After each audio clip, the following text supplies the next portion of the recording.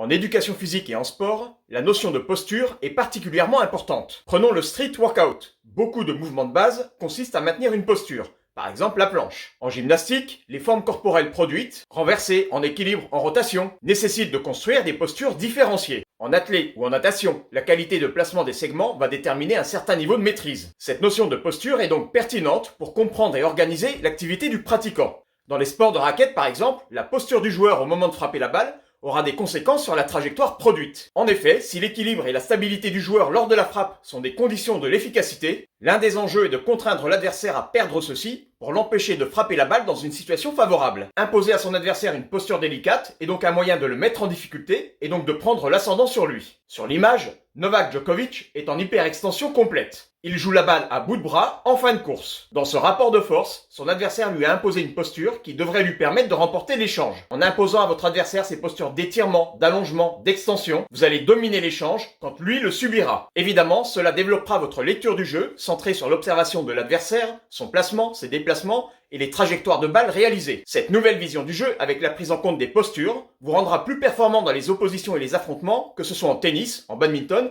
et même en tennis de table.